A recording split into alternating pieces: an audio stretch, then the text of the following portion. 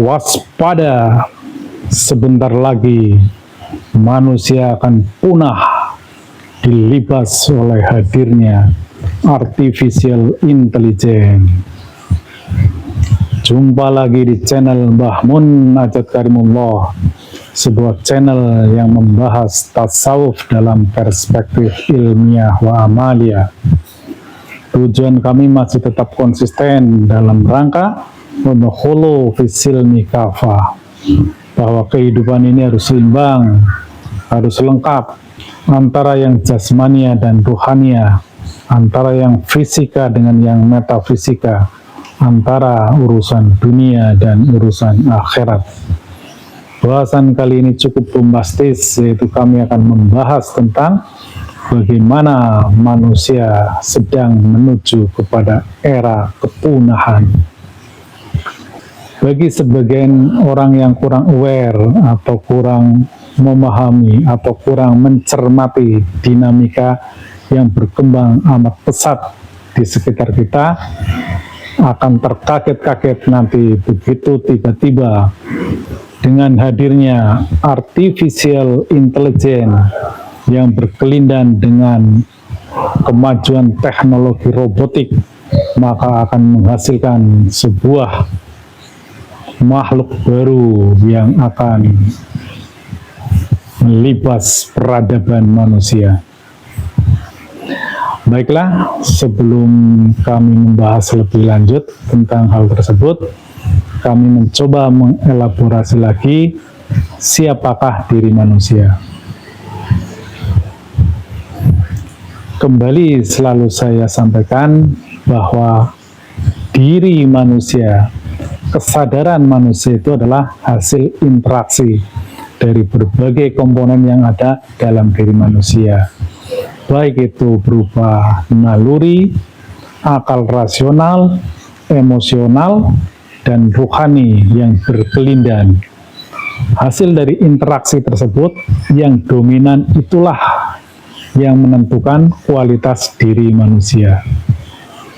Namun yang lebih mencengangkan, dominasi apapun yang ada dalam diri Anda, apakah Anda seorang yang rasionalis, atau Anda seorang yang emosionalis, atau kesadaran Anda berada dalam kesadaran yang naluriah, itu pasti akan tergilas paling dahulu. Atau dalam istilah lain, kita juga mengenal kecerdasan emosional, kecerdasan intelektual, dan kecerdasan spiritual. Baiklah, kalau kita mencermati perkembangan artificial intelligence, di mana kecerdasan manusia sekarang sudah bisa didevelop, bisa dibangun melalui sebuah aplikasi. Hal ini akan menjadi mengerikan ketika teknologi robotik berkembang dengan cara yang amat cepat, sehingga perpaduan antara artificial intelligence dan robotik akan menghasilkan sebuah spesies baru, manusia jenis baru. Jadi kurang lebih dapat saya jelaskan, yang pertama dari aspek fisiknya, ketika teknologi robotik itu sudah sempurna, maka secara fisik dia akan tidak berbeda secara nyata dengan manusia aslinya. Sehingga nanti manusia robot itu pasti lebih ganteng-ganteng, lebih cantik-cantik, lebih menarik, lebih energik, yang tenaganya tidak ada habisnya, tidak ada letoynya. Itu dari segi fisik.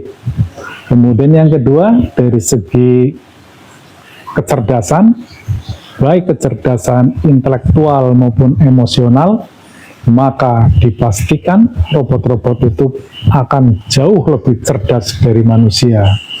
Dia akan lebih cerdas, lebih smart, lebih pinter, dan tidak pernah marah. Dia bisa dibuat menjadi robot yang penyabar, yang murah senyum, dan seterusnya, dan seterusnya. Yang pasti, ketika manusia berada dalam kesadaran alam bawah sadar atau kesadaran realitas, kesadaran akal rasional dan emosional sebentar lagi akan punah tergantikan oleh spesies baru yang namanya robot. Mungkin ini dianggap sebagai hayalan itu ya, tapi kita lihat ya, karena pembahasan kami terkait dengan masalah agama, ada baiknya kita coba sandingkan dengan bagaimana perkembangan artificial intelligence di bidang agama. Sebagaimana informasi yang saya dapatkan, saat ini sudah ada sebuah aplikasi fatwa otomatis yang referensinya jauh lebih banyak dan algoritmanya pasti lebih komplit. Kemudian juga ada aplikasi tafsir dan terjemahan Al-Quran versi artificial intelligence. Ini pasti lebih hebat dari seorang mufasir sekalipun, karena informasinya lebih lengkap.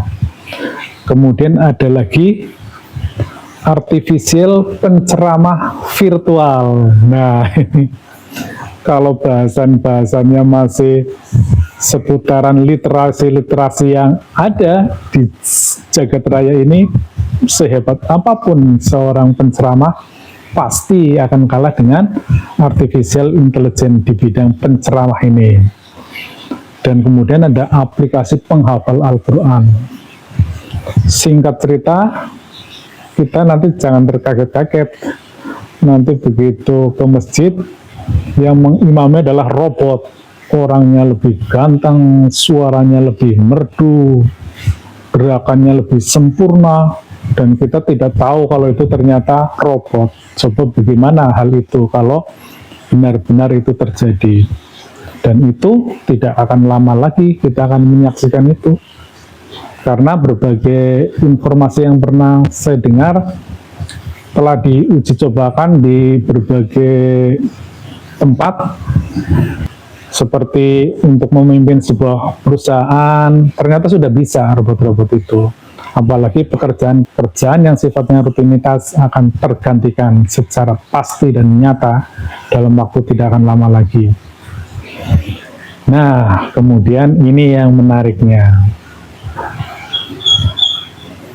Ada satu entitas dalam diri manusia yang tidak bisa dimanipulasi, yang tidak bisa dipalsukan, yang tidak bisa digandakan.